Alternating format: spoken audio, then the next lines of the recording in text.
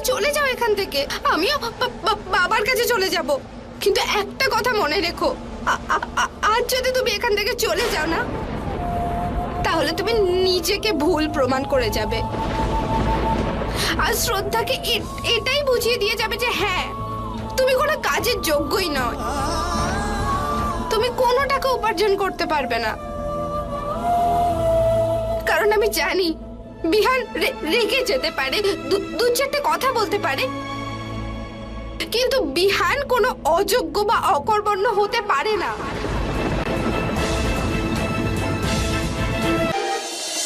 মা, বাবা, ঠাকুমা, ধ্রুব, শ্রদ্ধা, সবাই বাইরে এসো। কেন আমাদের ডাকছিস? জীবনে প্রথমবার সিদ্ধান্ত নিয়েছি বাবা, তোমাদেরকে সেটাই বলতে চাই।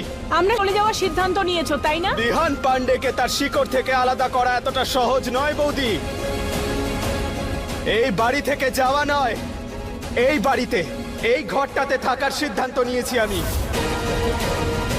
তাও পুরো ভাড়া দিয়ে। হ্যাঁ, আমি তোমাদের চ্যালেঞ্জ অ্যাকসেপ্ট করছি। আমি বিহান পান্ডে তোমাকে 10,000 টাকা এনে দেব, তাও আবার মাত্র 2 দিনের মধ্যে। এমন কি বড় ব্যাপার? হয় কাউকে মারধর বা ভয় দেখিয়ে টাকা নিয়ে আসবে, আর না হলে কোনো বন্ধুর থেকে ধার নিয়ে। একেবারে ভুল, একেবারে ভুল ধারণা। শুধু খারাপ মানুষরাই খারাপটাই আগে ভাবে বৌদি। তুমি নিশ্চিন্তে থাকো, টাকা আমি সৎ পথে রোজগার করে নিয়ে আসবো। যে পার্থক্যটা আছে না আমার আর আমার পরিবারের মধ্যে, এই পার্থক্যটা শেষ করব আমি। তোমরা আমাকে দেখে খুব ছোট মনে করছো। কালকের সূর্যোদয় একটা নতুন বিহান পান্ডেকে জন্ম দেবে। যাও, তোমাদের ঘুমানোর সময় হয়ে গেছে আর আমাদের জেগে থাকার।